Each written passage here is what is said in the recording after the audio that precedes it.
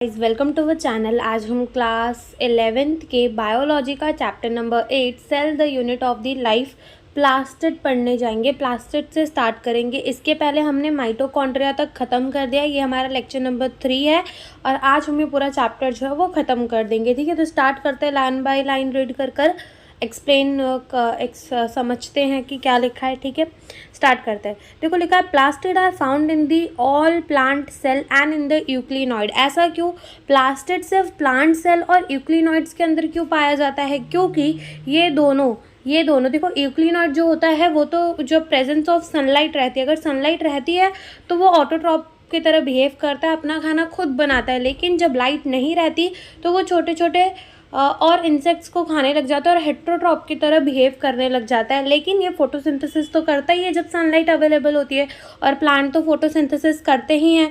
यानी कि प्लास्टिड में कुछ ऐसी चीज़ है कि उसके अंदर होगा पिगमेंट, जिससे क्या होगा, लाइट एब्जॉर्ब होगी और फोटोसिंथेसिस ये लोग करेंगे। This are easily observe under the microscope as they are large. और इनके लिए ना, इनको माइक्रोस्कोप के अंदर देखने के लिए इतनी ज़्यादा मेहनत नहीं करनी पड़ी। क्यों नहीं करनी पड़ी? क्योंकि ये ईजिली माइक्रोस्कोप के अंदर दिख गए। क्यों दिख गए? क्योंकि ये बड़े थे। They bear some specific pigment and thus imparting the specific color to the plant। इनके अंदर क्या होता था, कुछ स्पेसिफिक पिगमेंट होता था जिसके वजह से प्लांट के अंदर अलग अलग कलर आते थे। Based on the type of the pigment, plastid can be classified into the chloroplast, chromoplast and leucoplast। तो कौन से टाइप का पिगमेंट प्रेजेंट है प्लास्टिड के अंदर? ठीक है, कौन से टाइप का पिगमेंट जो है वो प्रेजेंट है प्लास्टिड के अंदर, उस बेसिस में क्लासीफाई किया गया है। एक क्लोरोप्लास्ट, एक है क्रोमोप्लास्ट और एक क्या है, ल्यूकोप्लास्ट। तो देखते हैं एक एक करके। The chloroplast contain the chlorophyll and carotenoid pigment which are responsible for trapping the light energy essential for the photosynthesis। तो क्लोरोप्लास्ट के अंदर क्या होता है, क्लोरोफिल होता है एंड कैरोटेनॉइड होता है। ये क्या काम करता है, लाइट को ट्रैप करता है। क्यों ट्रैप करता है? ताकि वो फोटोसिंथेसिस कर सके। इन क्रोमोप्लास्ट, ठीक है, अब क्रोमोप्लास्ट, क्लोरोप्लास्ट का हमने देख लिया कि उसके अंदर क्लोरोफिल एंड कैरोटेनॉइड वाला पिगमेंट होता है। क्रोमोप्लास्ट के अंदर फैट सोल्यूबल कैरोटेनॉइड पिगमेंट होते हैं, जैसे कि कैरोटीन, ज़ैंथोफिल और अदर प्रेजेंट होते हैं। और ये क्या करते हैं, प्लांट को अलग अलग शेड देते हैं। जैसे कि ग्रीन के अलग अलग शेड होते हैं बहुत सारे, कोई लाइट ग्रीन, कोई डार्क ग्रीन, कोई अलग वाला ग्रीन। तो ग्रीन के भी अलग अलग शेड होते हैं। जैसे वाइट के होते हैं, क्लाउड वाइट होता है, स्नो वाइट होता है, आइज वाइट, तो ये सब टाइप के वाइट होते हैं। ठीक है, वैसे ही क्या होते हैं, ग्रीन के भी अलग अलग शेड होते हैं। This gives the part two the plant yellow, orange और रेड कलर। और कभी कभी ये ना पार्ट ऑफ द प्लांट, देखो क्या लिखा है यहाँ पर, this give the part of the plant a yellow, orange और रेड कलर। ये पार्ट ऑफ द प्लांट को, यानी कि जैसे कि उसका फल हो गया, उसको क्या देता है, येलो, ऑरेंज और क्या देता है, रेड कलर देता है। जैसे कि एग्जाम्पल हम ले सकते हैं टमाटो। जैसे कि जब वो कच्चा रहता है तो कैसा रहता है, ग्रीन रहता है, फिर कैसा हो जाता है, रेड रेड हो जाता है। जैसे कि एप्पल एकदम स्टार्टिंग में कैसा रहता है, कच्चा, और बाद में कैसा, मतलब कच्चा रहता है तो कैसा रहता है, ग्रीन, और बाद में कैसा हो जाता है, रेड। ठीक है, तो ये ऐसे कलर देते हैं पार्ट ऑफ द प्लांट को। कौन देते हैं? क्रोमोप्लास्ट देते हैं, जिसके अंदर हमारा पिगमेंट होता है कैरोटेनॉइड, फैट सोल्यूबल पिगमेंट। ठीक है, और ज़ैंथोफिल, ये सारी चीज़ प्रेजेंट होती है। The leucoplast are the colourless plastid of the varied shape and size with the store nutrient. और जो ल्यूकोप्लास्ट है वो क्या है, वो कलरलेस प्लास्टिड है, उसमें कोई कलर नहीं होता और उसका शेप और साइज जो है वो अलग अलग होता है। क्यों? क्योंकि वो न्यूट्रिएंट को स्टोर करता है। अब जो हमारा ल्यूकोप्लास्ट है वो फर्दर 3 पार्ट्स में डिवाइडेड है, एक अमाइलोप्लास्ट, एक इलियोप्लास्ट और एक और है। तो अमाइलोप्लास्ट क्या करता है, कार्बोहाइड्रेट्स को स्टोर करता है। जैसे पोटैटो के अंदर क्या स्टोर होता है, स्टार्च स्टोर होता है। ठीक है, वैसे ही अमाइलोप्लास्ट, ठीक है, ये क्या स्टोर करता है, कार्बोहाइड्रेट, स्टार्च को स्टोर करता है। इलियोप्लास्ट क्या स्टोर करता है, ऑयल को स्टोर करता है। और फैट को कौन फैट को स्टोर करता है, एरियोलोप्लास्ट। ठीक है, ये कौन स्टोर करता है, फैट को स्टोर करता है। ओके, अब देखो ये जो हमने 3 टाइप के प्लास्टिड पढ़े, उनमें कौन कौन से पिगमेंट होते हैं उसका एक फ्लो चार्ट देख लेते हैं, यानी कि एक छोटा सा देख लेते हैं जिससे समझ में आ जाए। इतना ये पैराग्राफ के फॉर्म में नहीं रहेगा, तो वो दिखाती हूँ मैं। ये वाली फोटो देखो प्लास्ट हैं 3 टाइप के, एक होता है क्लोरोप्लास्ट, एक होता है क्रोमोप्लास्ट और एक क्या होता है, ल्यूकोप्लास्ट। क्लोरोप्लास्ट के अंदर क्या है, क्लोरोफिल एंड कैरोटीनॉइड पिगमेंट है। क्रोमोप्लास्ट के अंदर क्या है, फैट सोल्यूबल कैरोटीनॉइड पिगमेंट जैसे कि कैरोटीन और ज़ैंथोफिल है। और ल्यूकोप्लास्ट के अंदर कलरलेस है और इसके अंदर क्या स्टोर होते हैं, न्यूट्रिएंट। क्लोरोप्लास्ट जो है वो फोटोसिंथेसिस के लिए एसेंशियल है। क्रोमोप्लास्ट जो है वो प्लांट के पार्ट को अलग अलग कलर देता है। और ल्यूकोप्लास्ट जो है वो फर्दर हमारा 3 में डिवाइडेड है, एक अमाइलोप्लास्ट, इलियोप्लास्ट और एरिलोप्लास्ट। तो अमाइलोप्लास्ट के अंदर स्टार्च स्टोर होता है, इलियोप्लास्ट के अंदर स्टोर होता है ऑयल, और एरिलोप्लास्ट के अंदर क्या स्टोर होता है, फैट स्टोर होता है। तो ये एक थोड़ा चार्ट के फॉर्म पे याद रख सकते हैं, स्क्रीनशॉट लेना हो तो आप ले सकते हो। मेजोरिटी ऑफ द क्लोरोप्लास्ट, अभी क्या कह रहे हैं कि जो मेजोरिटी ऑफ द क्लोरोप्लास्ट होते हैं of the green plant are found in the mesophyll cells of the leaf. कहाँ पाए जाते हैं ज़्यादातर क्लोरोप्लास्ट, मीजोफिल सेल, ठीक है, मीजोफिल सेल यानी कि पत्तों की सेल होती है, ठीक है, वहाँ पर ज़्यादातर क्या पाए जाते हैं, क्लोरोप्लास्ट पाए जाते हैं। क्यों पाए जाते हैं, बिकॉज पत्ते ही लाइट को एब्जॉर्ब करके क्या करते हैं, फोटोसिंथेसिस करा सकते हैं। दिस आर लेंथ शेप के हो सकते हैं, ओवल हो सकते हैं, स्पेरिकल हो सकते हैं, डिस्कॉइड और even ribbon like organelle having the variable length 5 से 10 माइक्रोमीटर एंड विड्थ 2 से 4 माइक्रोमीटर की होती है। Their number vary from 1 per cell of the Chlamydomonas a green alga to 20 to 40 per cell in the mesophil। इसके number जो है वो vary कर सकते हैं। एक क्लोरोप्लास्ट कहाँ प्रेजेंट होता है, ग्रीन एल्गे के अंदर, और 20 से 40 पर सेल कहाँ प्रेजेंट होता है, मीजोफिल के अंदर। Like mitochondria, the chloroplasts are also double membrane bound.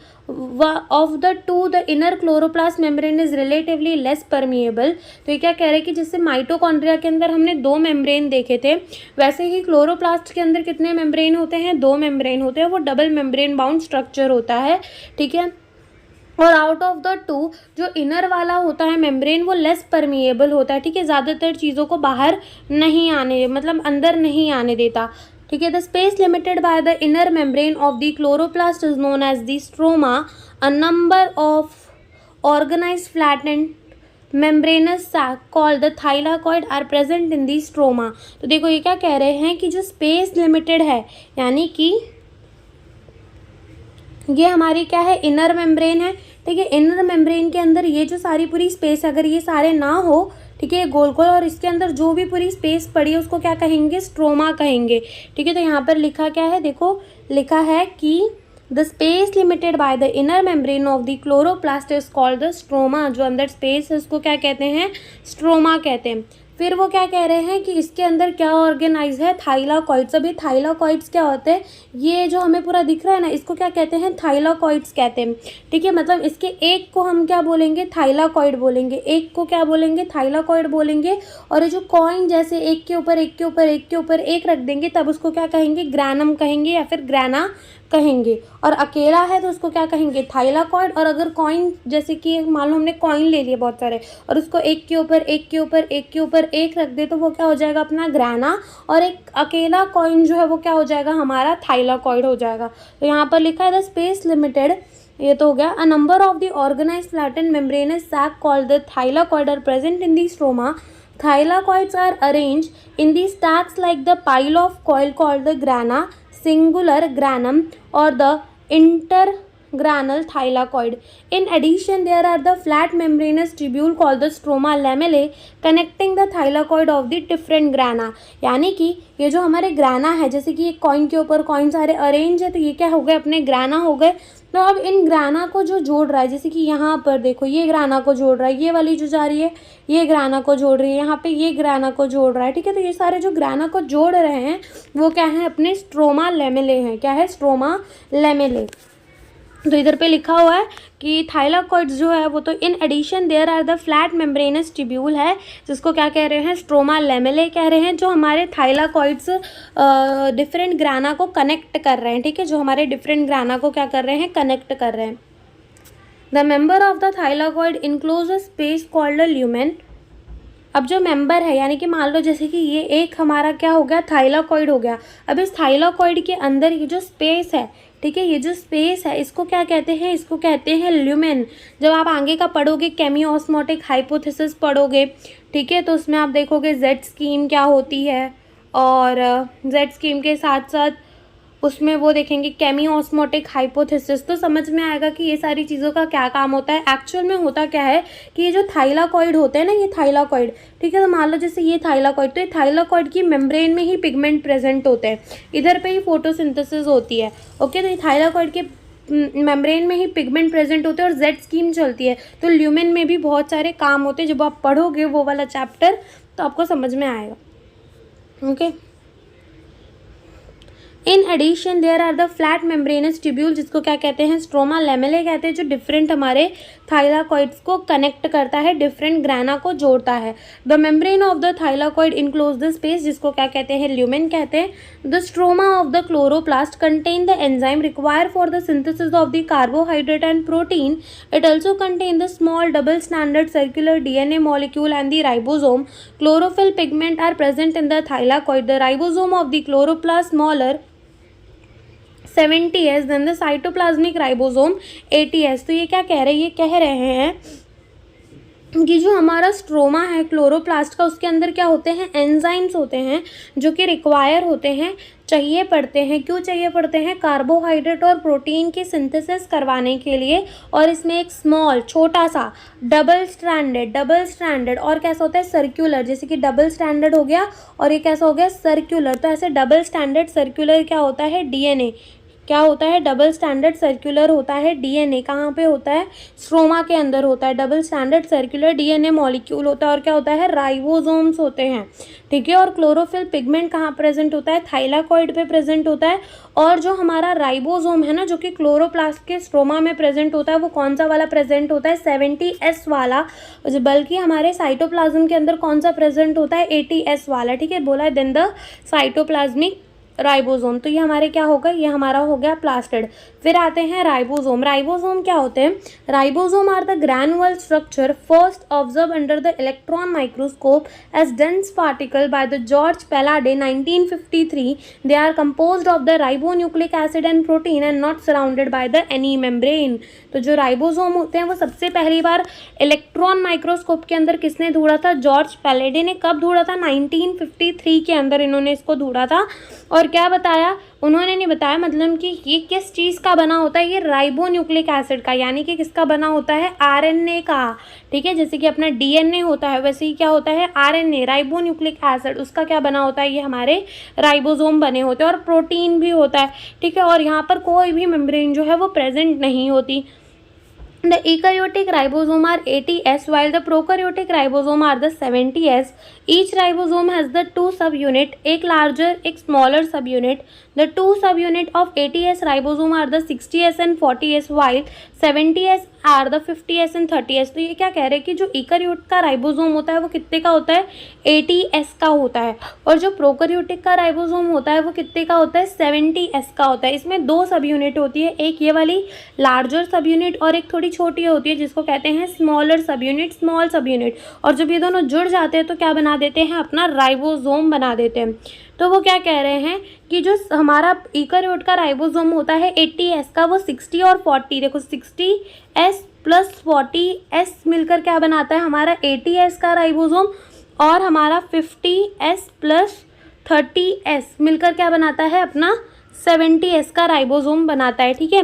अब ये मैथ्स नहीं है कि इसमें आप प्लस करने लग जाओ और कहो कि 80 नहीं होता, इन दोनों का प्लस 70 नहीं होता। आगे अभी मैं बताऊंगी कि ये कैसे आया। तो बस इतना याद रख लो कि 80S का राइबोसोम कैसे बना, 60 और 40S को मिलाकर बना। और 70S का राइबोसोम कैसे बना, 50 और 30S को मिलाकर बना। और यहाँ पर S क्या है, स्वेडबर्ग कौन सी यूनिट है, ठीक है, स्टैंड फॉर द सेडिमेंटेशन। क्यों स्टैंड है, सेडिमेंटेशन कोफिशिएंट के लिए, ठीक है। अब सेडिमेंटेशन कोफिशिएंट क्या मेजर करता है, डेंसिटी एंड साइज, ठीक है, डेंसिटी एंड साइज दोनों को ही मेजर करता है।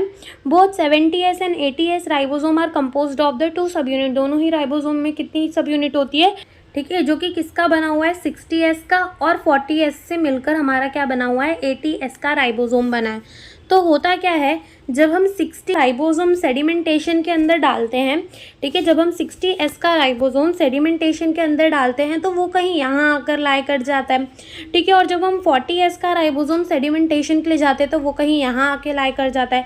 लेकिन जब हम 60 और 40S के राइबोसोम को मिलाकर सेडिमेंटेशन के अंदर डालते हैं तो वो कहाँ आ जाता है, 80S के अंदर आ जाता है, जिसके वजह से यहाँ पर हमारा ये चलता है, ठीक है। ये सेडिमेंटेशन कोफिशिएंट है, यहाँ हम प्लस नहीं कर सकते।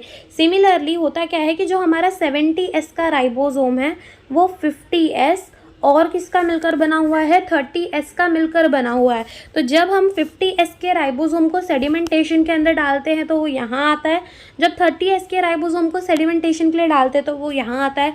लेकिन जब दोनों को मिक्स करके डाल दिया जाता है तो वो कहाँ आ जाता है, 70S के अंदर आ जाता है, ठीक है। तो ऐसे राइबोसोम्स दिए जाते हैं, ना कि उसको प्लस किया जाता है। अब आता है हमारा साइटोस्केलेटल। तो जैसे कि देखो नाम पे ही है साइटोस्केलेटल। अब अपना जो स्केलेटल सिस्टम है वो हमें क्या प्रोवाइड करता है, सपोर्ट प्रोवाइड करता है। अगर स्केलेटल सिस्टम ना होता तो सोचो क्या हम चल पाते, हम नहीं चल पाते। हमारी बॉडी को शेप कौन दे रहा है, अपना स्केलेटल सिस्टम शेप दे रहा है, ठीक है। अगर ना होता तो हमारा कुछ शेप होता नहीं होता, ठीक है। वैसे ही नाम में है साइटो, साइटो का मतलब होता है सेल, और स्केलेटल, स्केलेटल का मतलब होता है स्केलेटल, ठीक है, जो कि शेप दे। तो देखो यहाँ क्या लिखा है, an elaborate network of the filamentous proteinaceous structure consisting of microtubule, microfilament and intermediate filament present in the cytoplasm is collectively refer to as the cytoskeletal. तो ये क्या कह रहे हैं कि माइक्रोट्यूब्यूल, माइक्रोफिलामेंट और इंटरमीडिएट फिलामेंट जो है वो कहाँ प्रेजेंट होते हैं, हमारे साइटोप्लाज्म के अंदर प्रेजेंट होते हैं, और उनको सबको मिलाकर क्या कह दिया जाता है, साइटोस्केलेटल भी कह दिया जाता है। क्या कह दिया जाता है, साइटोस्केलेटल भी कह दिया जाता है। The cytoskeletal in the cell are involve in the many function such as mechanical support, motility, maintenance of the shape of the cell. तो तीनों ही एम साइटोस्केलेटल का कोई अगर काम पूछे तो 3M या फिर M3 याद रख लो। एक तो क्या होता है अपना मैकेनिकल सपोर्ट, दूसरा मोटिलिटी, तीसरा maintenance of the shape of the cell. और आगे पढ़ोगे जब सीलिया, फ्लैजिला, ठीक है, और सेंट्रोजोम, सेंट्रियोल, तब पता चलेगा कि वहाँ पे भी हमारे माइक्रोट्यूब्यूल, ये सारी चीज़ें जो है वो प्रेजेंट होती है। तो अभी के लिए खाली इतना याद रख लो कि जो हमारा साइटोस्केलेटल है वो क्या करता है, एक तो मैकेनिकल सपोर्ट देता है, मोटिलिटी देता है और मेंटेनेंस करता है of the shape of the cell. आते हैं सीलिया एंड फ्लैजिला के अंदर। तो देखो सीलिया एंड फ्लैजिला, तो सीलिया को सिंगुलर क्या कहेंगे, अगर वो सिंगुलर कहना हो उसमें तो सीलियम, और फ्लैजिला को क्या कहेंगे, flagellum. Are the hair like outgrowth of the cell membrane, यानी कि प्लाज्मा मेम्ब्रेन। तो किसका एक्सटेंशन होता है cilia and flagella, plasma membrane का।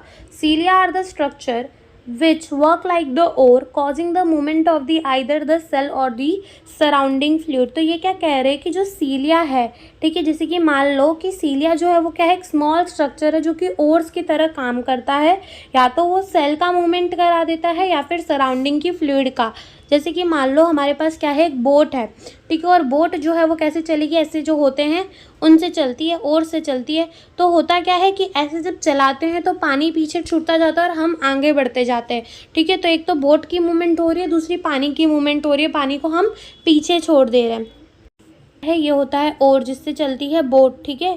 तो ये क्या करता है, बोट को आगे बढ़ाता है और बाजू के पानी को जो है वो पीछे छोड़ता जाता है, ठीक है। तो सीलिया किसकी तरह काम करता है, ओर्स की तरह, या तो मूवमेंट करा देता है सेल की या फिर सराउंडिंग फ्लूइड की, ठीक है, दोनों की ही कराता है। Flagella are comparatively longer and responsible for the cell movement. The prokaryotic bacteria also possess the flagella, but these are structurally different from that of the eukaryotic flagella। तो ये क्या कह रहे हैं कि फ्लैजिला जो होता है वो कंपैरेटिवली कैसा होता है, लॉन्गर होता है, और क्यों रिस्पॉन्सिबल होता है, सेल का मूवमेंट करवाता है, ठीक है।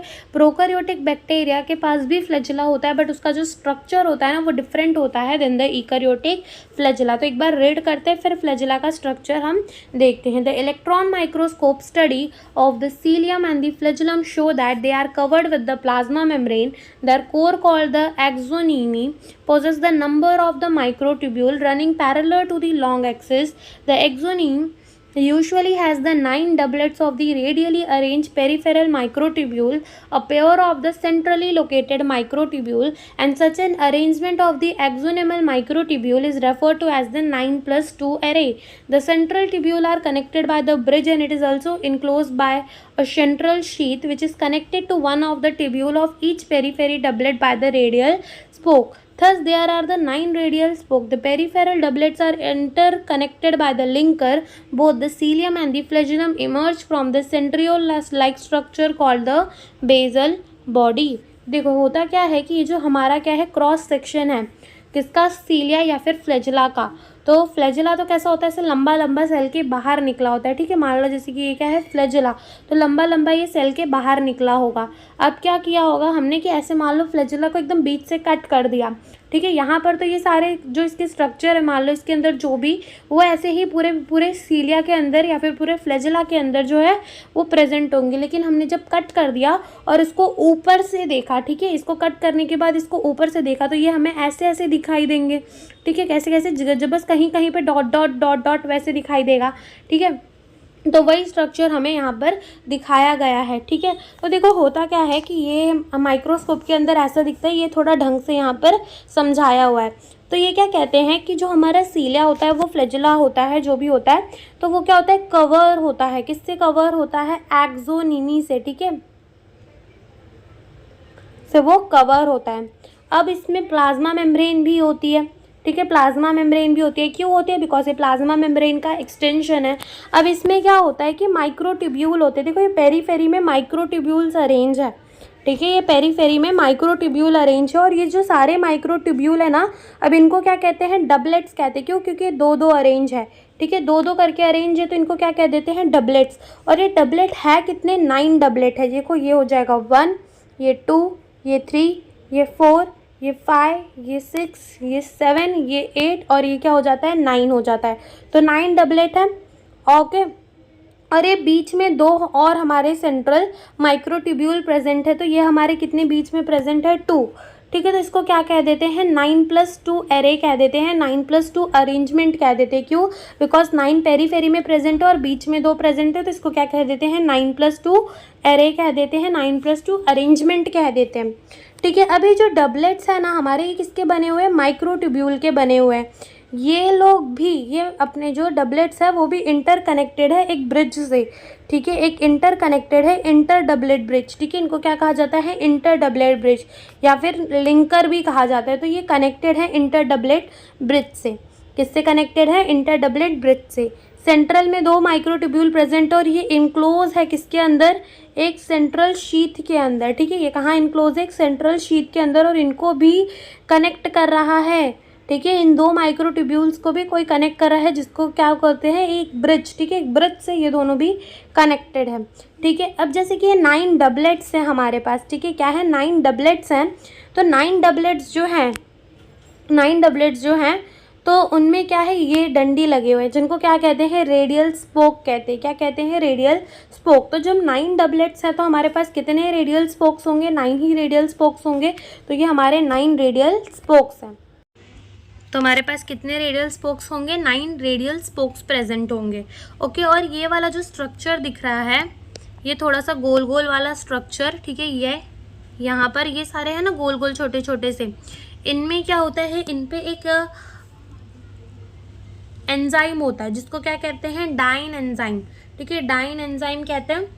तो यहाँ पर क्या होता है, ATPase प्रेजेंट होता है। ATPase का मतलब क्या होता है कि मान लो यहाँ पर क्या होता है कि ATP टूट के एनर्जी मिलती है, तो एनर्जी मिलती है तभी तो वो मूवमेंट करवा पाएगा। तो यहाँ पर एनर्जी के लिए प्रेजेंट होता है, ओके। तो ये क्या है, हमारा पूरा स्ट्रक्चर है सीलिया या फिर फ्लैजिला का, ठीक है। यहाँ पे देख लेते हैं एक और बार, यहाँ रीड करते हैं क्या लिखा हुआ है। देखो यहाँ पर इलेक्ट्रॉन माइक्रोस्कोप की जब स्टडी की गई इलेक्ट्रॉन माइक्रोस्कोप से सीलिया और फ्लैजिला की, तो क्या दिखा गया कि वो प्लाज्मा मेम्ब्रेन से कवर है। हमने देखा प्लाज्मा मेम्ब्रेन, उनके कोर को क्या बोलते हैं, एक्सोनिम बोलते हैं, जिसपे क्या होता है, नंबर ऑफ दी माइक्रोट्यूब्यूल होता है जो कि पैरेलल रन करता है। पैरेलल क्यों कहते हैं, बिकॉज देखो अगर ये हमारा फ्लैजिला होता, ठीक है, ये हमारा फ्लैजिला, तो इसमें तो पैरेलल ही सब अरेंज होते हैं ना, वो तो हमने कट किया तो हमें ऊपर से वैसा दिख रहा था, ठीक है। तो सब पैरेलल अरेंज होते हैं। The axon usually has the 9 doublets, 9 doublets होते हैं जो कि रेडियली अरेंज होते हैं पेरीफेरी यानी कि साइड साइड में, ठीक है। और सेंट्रल में भी एक माइक्रोट्यूब्यूल लोकेटेड होता है पेयर में, ठीक है, pair of the centrally located microtubule. और ऐसे अरेंजमेंट को क्या कहते हैं, 9+2 अरे कहते हैं। सेंट्रल ट्यूब्यूल कैसे कनेक्टेड होते हैं, ब्रिज से कनेक्टेड होते हैं, ठीक है। और थर्स 9 रेडियल स्पोक, और उनके पास क्या होते हैं, 9 रेडियल स्पोक होते हैं। पेरीफेरी के जो डबलेट्स होते हैं वो इंटर कनेक्टेड होते हैं, कैसे, लिंकर से, जिनको क्या कह दिया था, इंटर डबलेट ब्रिज कह दिया था। और दोनों ही सीलिया और फ्लैजेला जो है वो कहाँ से इमर्ज करते हैं, सेंट्रियोल लाइक स्ट्रक्चर, जिसको क्या कहते हैं, बेसल बॉडी। तो आगे यहाँ पर जब हम सेंट्रियोल पढ़ेंगे तो हमें पता चलेगा कि जैसे हमारा क्या होता था, प्लाज्मा मेम्ब्रेन, और यहाँ से ऐसे थोड़ा सा, और यहाँ पर, ठीक है, ये, और यहाँ से क्या निकलता था, फ्लैजेला निकलता था, तो इसको क्या कहते थे, बेसल बॉडी। तो ये जो बेसल बॉडी होती है वो किसकी बनी होती है, सेंट्रियोल की बनी होती है, ठीक है। तो वो सेंट्रियोल की बेसल बॉडी से निकलता है। फिर देखते हैं अब सेंट्रोजोम एंड सेंट्रियोल क्या होता है। तो रेड करते हैं सेंट्रोजोम और सेंट्रियोल। तो सबसे पहले तो ये समझ लो कि मान लो जैसे हमारे पास क्या है, तो देखो जैसे कि मान लो ये हमारा क्या है, एक पूरा ये जो गोल स्ट्रक्चर बना है वो क्या है, हमारा सेंट्रोजोम है। सेंट्रोजोम कहाँ प्रेजेंट होता है, सिर्फ एनिमल सेल के अंदर प्रेजेंट होता है, प्लांट सेल के अंदर सेंट्रोजोम नहीं होता। किस चीज़ में काम करता है, सेल डिवीजन के लिए काम करता है। जब cell cycle and cell division पढ़ेंगे तब समझ में आएगा। तो ये जो सेंट्रोजोम है ना, इसके अंदर दो हमारे क्या प्रेजेंट होते हैं, सेंट्रियोल, क्या प्रेजेंट होते हैं, दो सेंट्रियोल, ठीक है। और ये जो सेंट्रियोल होते हैं ना वो एक दूसरे से परपेंडिकुलर अरेंज होते हैं। कैसे अरेंज होते हैं, एक दूसरे से परपेंडिकुलर अरेंज होते हैं, यानी कि 90 डिग्री पर अरेंज होते हैं, ठीक है। और ये जो हमारे सेंट्रियोल है वो 90 डिग्री में अरेंज होते हैं। ये हमारा क्या है, सेंट्रोजोम के अंदर हमारे होते हैं सेंट्रियोल, और इनके आजू बाजू जो ये पूरा पानी जैसा मैट्रिक्स भरा होता है उसको क्या कहते हैं, सेंट्रोस्फियर कहते हैं। जब हम अपने सेंट्रियोल को जूम करके देखेंगे ना तो वो हमें कुछ कैसा ऐसा दिखेगा। अब जैसे कि हमने अपने सीलिया या फिर फ्लैजेला के अंदर ये देखा था कि उसमें हमारे 9+2 अरेंजमेंट देखी थी, ठीक है। यानी कि कैसा था कि डबलेट्स प्रेजेंट थे, डबलेट्स कर करके 9 डबलेट्स प्रेजेंट थे। तो यहाँ पर डबलेट्स ना होकर 9 क्या प्रेजेंट होते हैं, हमारे ट्रिपलेट्स प्रेजेंट होते हैं, 3 प्रजेंट होते हैं, ठीक है। जैसे कि ये देखो ये 3 है, ठीक है, यहाँ पे भी 3, यहाँ पे भी 3, यहाँ पे भी 3, यहाँ पे भी 3, यहाँ पे भी और यहाँ पे भी। तो यहाँ पर ट्रिपलेट्स प्रेजेंट होते हैं। तो ये ट्रिपलेट्स जो प्रेजेंट होते हैं तो ये भी कितने होते हैं, 9। देखो ये हो गया 1, ये 2, ये 3, ये 4, ये 5, ये 6, ये 7, ये 8 और ये कितना हो गया 9 ट्रिपलेट्स प्रेजेंट है। अब ये जो ट्रिपलेट्स होते हैं ना ये सारे ना, इनमें से एक डंडी निकलती है और ये बीच में जाकर जुड़ जाते हैं। तो इसको क्या कहा जाता है, हब कहा जाता है। ये जो सेंटर है इसे क्या कहा जाता है, हब कहा जाता है। और ये जो लाइन है इन्हें क्या कहा जाता है, रेडियल स्पोक कहा जाता है, जो कि कितने होते हैं, 9 होते हैं। क्यों, क्योंकि 9 ही हमारे ट्रिपलेट्स होते हैं, ठीक है। तो यहाँ पर इतना समझ लो। सबसे पहले क्या होता है, सेंट्रोजोम होता है। सेंट्रोजोम के अंदर दो क्या होते हैं, सेंट्रियोल होते हैं। उसके मैट्रिक्स को क्या कहा जाता है, सेंट्रोस्फियर। अगर इसको जूम देखें तो हमें 9 ट्रिपलेट्स दिखेंगे, बीच वाले को हब कहते हैं, और ये सारे क्या है, रेडियल स्पोक्स हैं। तो चलो अब रेड कर करके समझते हैं कि इसमें क्या लिखा हुआ है। तो देखो क्या लिखा है, centrosome is an organelle usually containing 2 cylindrical structure called the centriole. तो सेंट्रोजोम क्या है, एक ऑर्गेनल है जिसके अंदर 2 सिलेंड्रिकली स्ट्रक्चर होते हैं जिनको क्या कहा जाता है, centriole. This are surrounded by the amorphous pericentriolar material. Both the centriole in the centrosome lie perpendicular to each other in which each has the organization like the cartwheel। तो वो organisation जो हमने देखी थी, ट्रिपलेट्स थे, ठीक है, पूरे गोल ट्रिपलेट्स थे, तो वो एकदम कार्टव्हील की तरह लगता था, ठीक है, कोई भी पहिए की तरह लगता था, okay. They are made up of 9 evenly spaced peripheral fibril of the tubule protein, fibril of the tubulin protein। तो वो जो हमने 3 ट्रिपलेट्स देखे थे ना वो किनके बने हैं, फिब्रिल है। वो क्या है, किसके फिब्रिल है, ट्यूबुलिन प्रोटीन के फिब्रिल हैं। Each of the peripheral fibril is the triplet. कितने थे, ट्रिपलेट्स थे, कितने ट्रिपलेट्स थे, टोटल हमारे पास 9 ट्रिपलेट थे। The adjacent triplet are also link, ठीक है, वो लिंक होते हैं।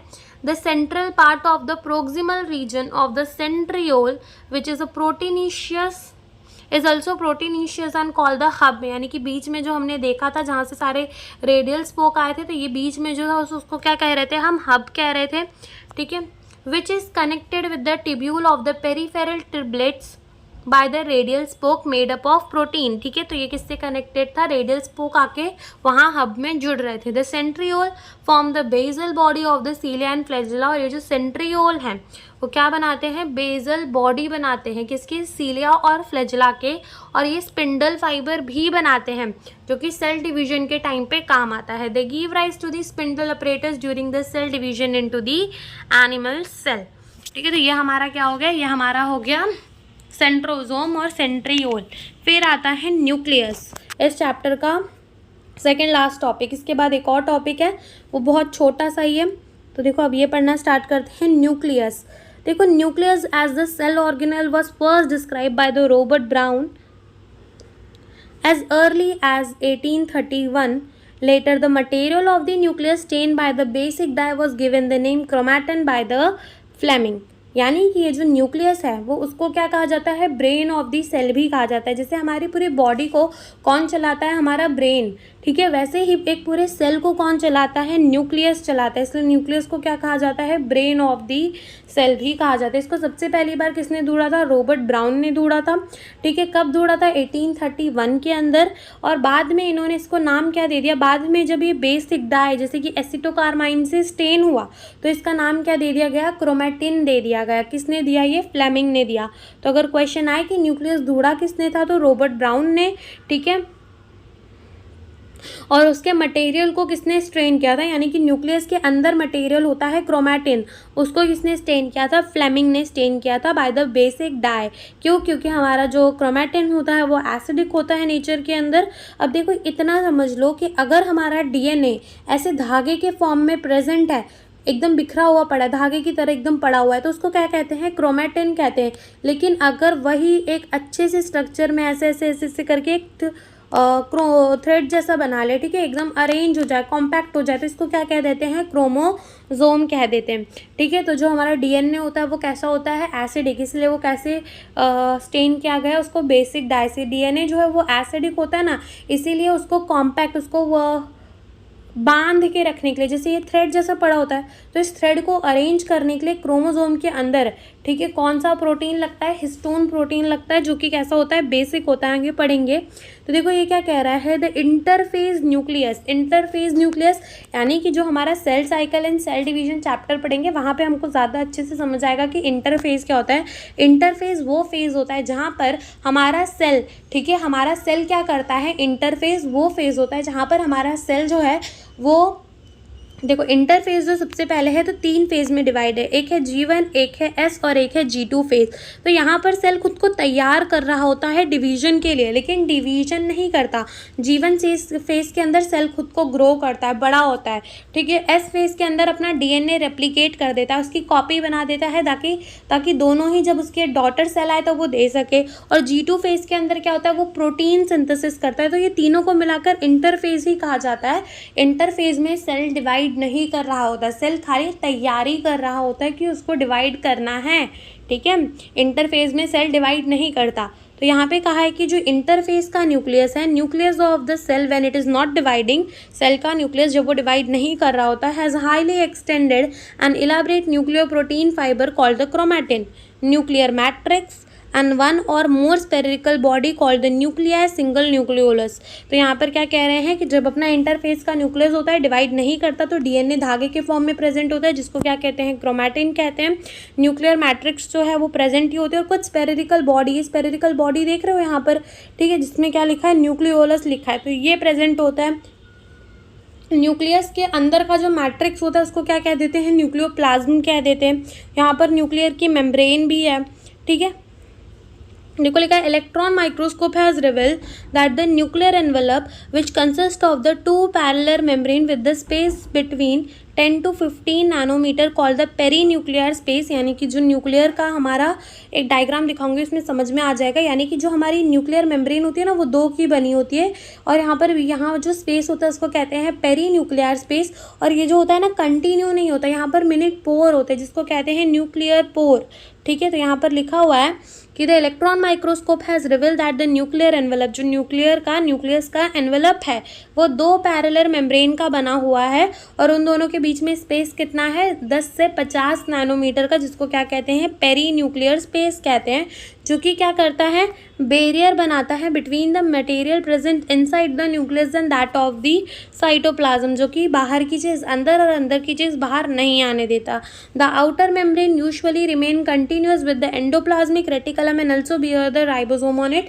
तो हमने जब एंडोप्लाज्मिक रेटिकुलम में पढ़ा था, ठीक है, रफ एंडोप्लाज्मिक रेटिकुलम की वो न्यूक्लियस के बाउंड्री से डायरेक्टली कनेक्टेड होता है। तो यहाँ पे भी बोला गया है कि वो रफ एंडोप्लाज्मिक रेटिकुलम से डायरेक्ट कनेक्टेड होता है, और राइबोसोम है, इधर लिखा है कि वो एंडोप्लाज्मिक रेटिकुलम से जुड़ा होता है और उसमें राइबोसोम भी होते हैं, यानी कि वो रफ एंडोप्लाज्मिक रेटिकुलम डायरेक्ट हमारे न्यूक्लियर वॉल से जुड़ा होता है। At a number of the places the nuclear envelope is interrupted by the minute pore. कहीं कहीं पर न्यूक्लियर मेम्ब्रेन जो होती है वो हमारी टूटी हुई होती है, nuclear envelope, which are form by the fusion of the two membrane. जैसे कि ये दो मेम्ब्रेन है, ठीक है, ये क्या कर दे, ये जो है ना ऐसे फ्यूज़ कर जाए तो यहाँ पर एक स्पेस बन जाएगा। तो उसी को क्या कह रहे हैं ये लोग कि वहाँ पर पोर बना दे रहा है, ठीक है। This nuclear pore are the passage through which the movement of the RNA and protein molecule take place in both direction between the nucleus and of the cytoplasm. तो ये क्या कह रहे हैं कि जो पोर है वो हमारे RNA और प्रोटीन का मूवमेंट कराने देता है। जैसे कि हमारा DNA से RNA बनता है, ठीक है, DNA से क्या बनता है, RNA, और RNA से क्या बनता है, प्रोटीन बनता है। तो DNA से DNA भी बनता है, DNA से DNA जब रेप्लिकेट होता है तो उसको कहते हैं रेप्लिकेशन, ठीक है, उसको क्या कहते हैं, रेप्लिकेशन, या फिर उसको कहते हैं अपन, उसको क्या कहेंगे, रेप्लिकेशन ही कहेंगे। और जब DNA से RNA बनेगा तो उसको क्या कहेंगे, ट्रांसक्रिप्शन। और जब RNA से प्रोटीन बनेगा तो उसको क्या कहेंगे, ट्रांसलेशन। तो DNA से DNA का बनना और DNA से RNA का बना, ये तो हमारे न्यूक्लियस के अंदर हो जाता है, लेकिन प्रोटीन को बनाने के लिए RNA को जो है ना हमारे ना न्यूक्लियस के बाहर भेजना पड़ता है। कहाँ भेजना पड़ता है, साइटोप्लाज्म के अंदर भेजना पड़ता है, ताकि RNA से क्या बन सके, हमारा प्रोटीन बन सके, ठीक है। तो ये क्या कह रहे हैं, वही कह रहे हैं कि जो जो न्यूक्लियर पोर है are the passage through which the movement of the RNA and protein molecule take place in both the direction between the nucleus and the cytoplasm. Normally there is the only one nucleus per cell. Normally एक nucleus, एक cell के अंदर एक ही nucleus होता है। Variation in the number of the nuclear also frequently observer, इनका वेरिएशन जो है वो भी दिखता है। Can you recollect the name of the organism that have the more than one nucleus per cell. तो यहाँ पर ये कह रहे हैं कि कोई ऐसे ऑर्गेनिज्म का नाम बता सकते हो जिसके अंदर एक से ज़्यादा न्यूक्लियस होते हैं, मल्टी न्यूक्लिएटेड कंडीशन होती है, या फिर एक से ज़्यादा न्यूक्लियस होते हैं। तो ऐसे तो बहुत सारे सेल होते हैं। सबसे पहला तो हमारा एक टेपेटम। टेपेटम क्या होता है कि जैसे कि प्लांट के अंदर, प्लांट का जो होता है क्या होता है, एंथर होता है, ठीक है। तो जब एंथर को कट करते हैं ना, एंथर को कट करते हैं तो वो कैसा दिखता है, कुछ ऐसा दिखता है, ठीक है। तो यहाँ पर ना क्या प्रेजेंट होते हैं, 4 माइक्रोस्पोरेंजिया प्रेजेंट होते हैं, और माइक्रोस्पोरेंजिया के अंदर क्या बन रहे होते हैं, पॉलन ग्रेन। तो जो पॉलन ग्रेन को न्यूट्रिशन प्रोवाइड करता है उसको कहते हैं टेपेटम, और टेपेटम के पास एक से ज़्यादा न्यूक्लियस होते हैं। तो एक तो ये हो गया, और फिर हमारे जो फंगी है उसकी माइसीलियम हो गई, ठीक है। तो कैसा होता है कि यहाँ पर सेप्टा प्रेजेंट होते हैं और ऐसे न्यूक्लियस प्रेजेंट होती है, तो उसमें मल्टी न्यूक्लिएटेड कंडीशन होती है। और तो और लिवर का सेल, उसमें भी एक से ज़्यादा न्यूक्लियस होता है, और मसल फाइबर के जो सेल होते हैं उसमें ज़्यादा न्यूक्लियस होते हैं, ठीक है। तो इन सारी चीज़ों में ज़्यादा न्यूक्लियस होते हैं, ठीक है। अब यहाँ पे क्या कह रहे हैं, some mature cell even lack the nucleus, ठीक है, यानी कि ए न्यूक्लिएटेड होते हैं। ए का मतलब होता है absent, anucleated. Erythrocyte of the many mammal and the sieve tube cells of the vascular plant. तो जो इरीथ्रोसाइट होते हैं, इरीथ्रोसाइट का मतलब क्या होता है, रेड ब्लड सेल, ठीक है। तो जो रेड ब्लड सेल होते हैं ह्यूमंस के और सारे ही मैमल्स के, और जो सीव ट्यूब होते हैं, सीव ट्यूब सेल होते हैं किसके, वैस्कुलर प्लांट के। तो ये दोनों के पास ना न्यूक्लियस नहीं होता, ये ए न्यूक्लिएटेड होते हैं। इरीथ्रोसाइट जो है वो ऑक्सीजन का ट्रांसपोर्ट करता है, तो इसके अंदर न्यूक्लियस नहीं होता, सारी ही स्पेस जो है वो ऑक्सीजन के ट्रांसपोर्ट के लिए रहती है, ठीक है। और जो ये सीव ट्यूब सेल है वो खाने का ट्रांसपोर्ट करता है प्लांट के अंदर, ठीक है।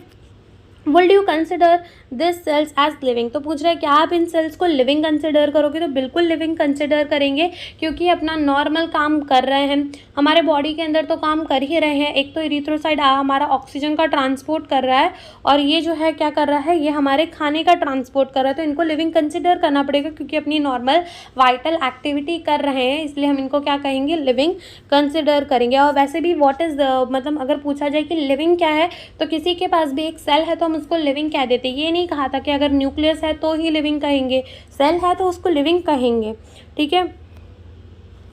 The nuclear matrix or the nucleoplasm contain the nucleolus and the chromatin. The nuclei are the spherical structure present in the nucleoplasm. The content of the nucleolus is continuous with rest of the nucleoplasm, and it is not a membrane-bound structure. It is the site of the active ribosomal RNA synthesis. Large and more numerous nuclei are present in the cell actively carrying out the protein synthesis. तो ये क्या कह रहे हैं कि जो nucleus की matrix है उसको क्या कहते हैं, न्यूक्लियोप्लाज्म कहते हैं, जिसके अंदर क्या होता है, न्यूक्लियोलस होता है, क्रोमैटिन होता है, ठीक है। जो न्यूक्लियोलस होता है ना, इसमें कोई मेम्ब्रेन नहीं होती, मेम्ब्रेन बाउंड स्ट्रक्चर नहीं होता। तो जैसे कि मान लो ये हमारा क्या है, न्यूक्लियस है, ठीक है, यहाँ कहीं न्यूक्लियोलस प्रेजेंट होगा, कोई मेम्ब्रेन नहीं है, तो ये पूरा क्या होगा, मिक्स ही होगा न्यूक्लियोप्लाज्म के साथ, ठीक है। और ये ना कहाँ क्या बनता है इस न्यूक्लियोलस के अंदर, राइबोसोमल आरएनए की सिंथेसिस होती है।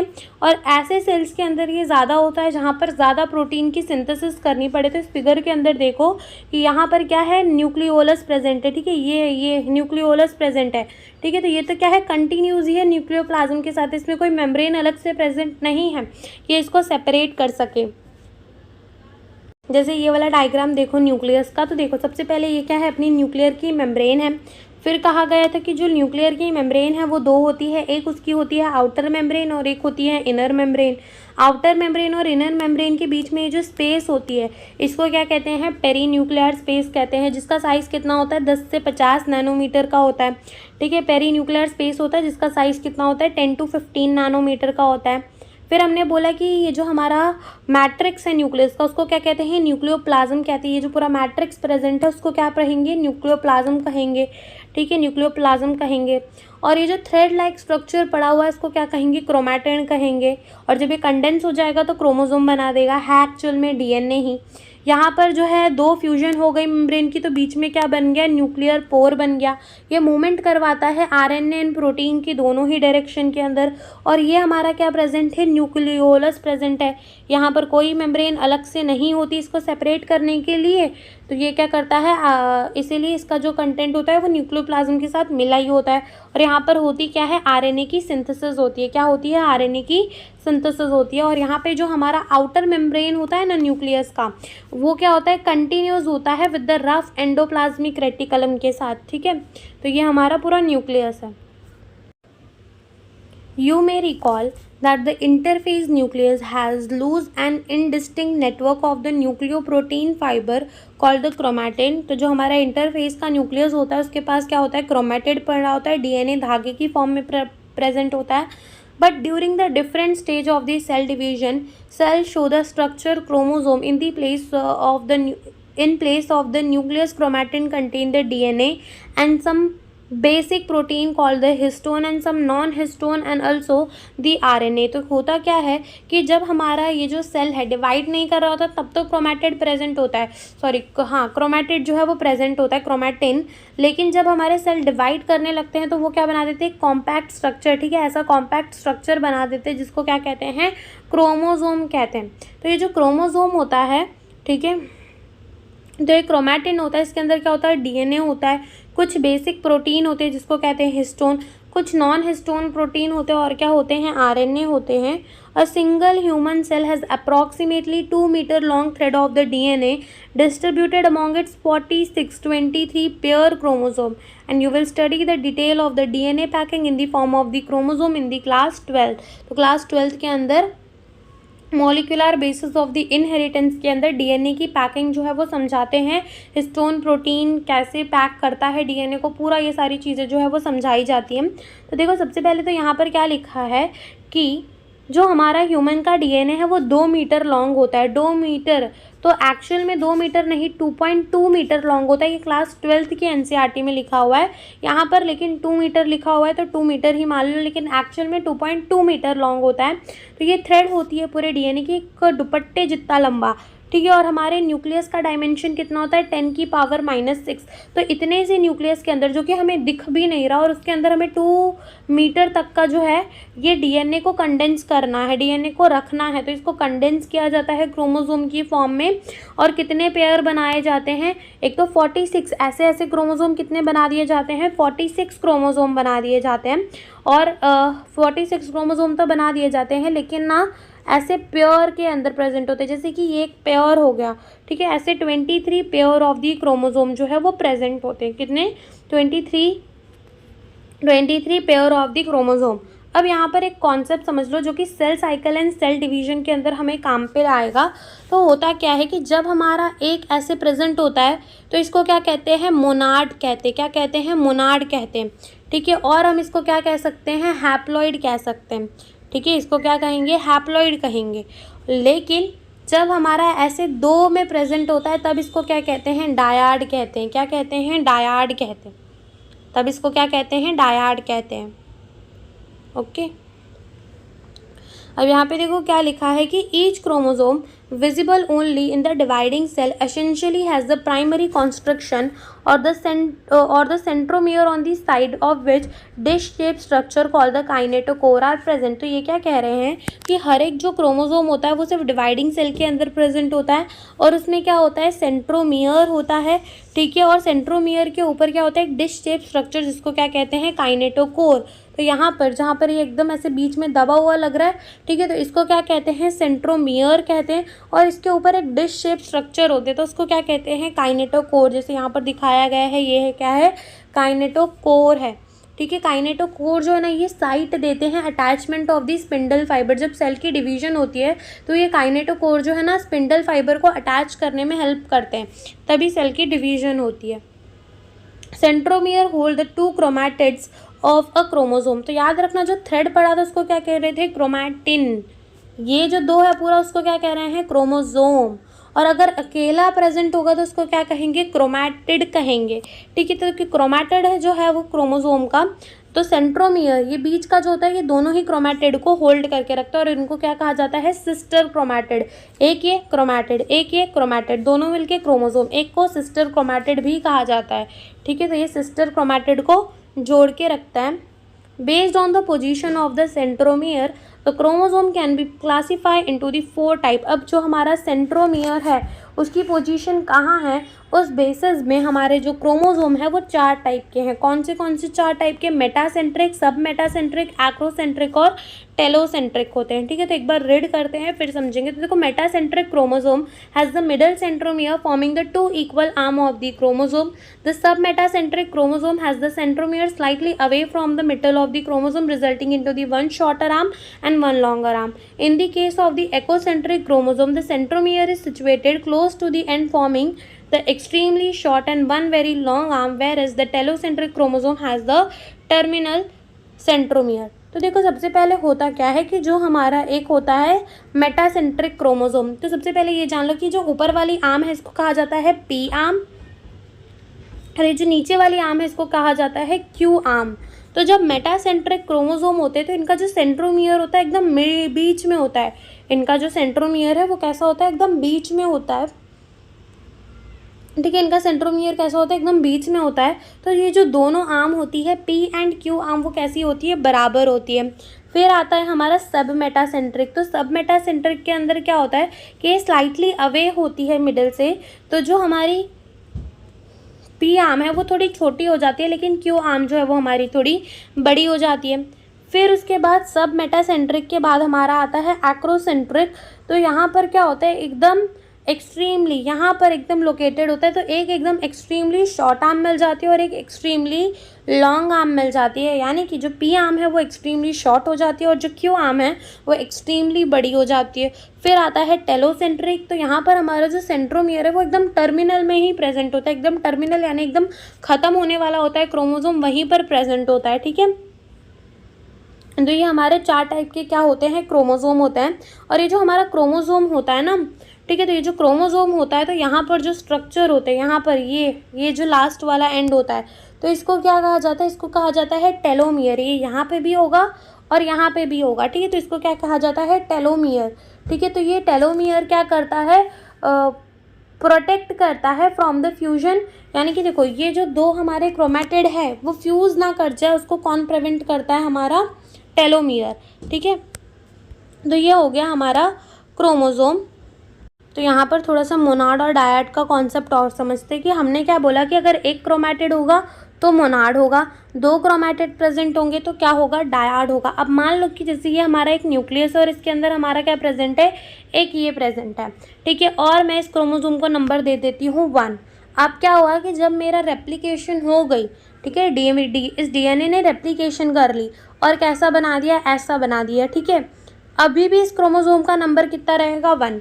ये तो मेरा हैप्लॉइड होगा, लेकिन ये क्या होगा, ये हैप्लॉइड होगा या फिर ये डिप्लॉइड होगा, हमें ये पता लगाना है। तो हम क्या बोलेंगे, ये हैप्लॉइड होगा या फिर ये डिप्लॉइड होगा। तो सेट ऑफ द क्रोमोसोम देखो, यहाँ कितने सेट ऑफ क्रोमोसोम थे, 1। इधर कितने सेट ऑफ द क्रोमोसोम है, 1। तो ये भी हमारा कैसा होगा, हैप्लॉइड होगा। अब यहाँ पे कंटेंट ऑफ द डीएनए कितना था, 1, यानी कि 1 ही यहाँ डीएनए प्रेजेंट था, तो कहेंगे C।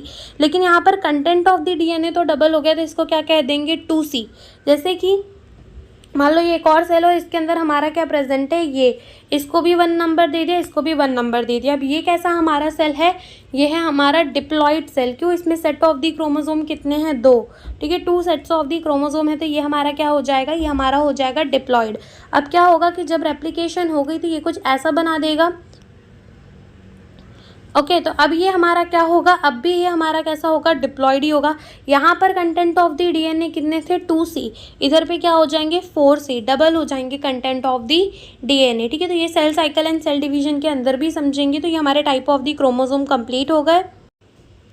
Sometime a few chromosomes have the non-staining secondary construction at constant location. This gives the appearance of the small fragment called the satellite. तो ये क्या कह रहे हैं कि कुछ समय क्या होता है, कुछ क्रोमोसोम जो होते हैं उनमें स्टेन नहीं हो पाता, तो वहाँ पर क्या दिखती है, सेकेंडरी कॉन्स्ट्रक्शन दिखती है, जिनको क्या कहते हैं, स्मॉलर फ्रैगमेंट दिखती है, तो उनको क्या कह देते हैं, सैटेलाइट कह देते हैं। जैसे कि यहाँ पर देखो ये क्या है, सैटेलाइट्स हैं। ठीक है, सेकेंडरी कॉन्स्ट्रक्शन हो गई, यहाँ पर स्टेन इतना अच्छा नहीं हुआ, तो ये क्या बन गए, सैटेलाइट। अब हमारा लास्ट टॉपिक आता है माइक्रो बॉडीज। तो माइक्रो बॉडीज क्या होता है, membrane bound many membrane bound minute vesicles called the microbody that contain the various enzyme are present in the both plant and the animal cell। तो बहुत membrane bound क्या होते हैं, छोटे छोटे वेसिकल्स होते हैं, जिनको क्या कहते हैं, माइक्रोबॉडी, जो कि कुछ एंजाइम, वेरियस टाइप के एंजाइम कंटेन करते हैं, और ये दोनों के अंदर प्रेजेंट होते हैं, प्लांट के अंदर भी और एनिमल सेल के अंदर भी। तो यहाँ पर जो है हमारा cell cycle and cell division, यहाँ पर जो है हमारा cell the unit of the life वाला चैप्टर जो है वो ख़त्म होता है। Thank you for watching the video.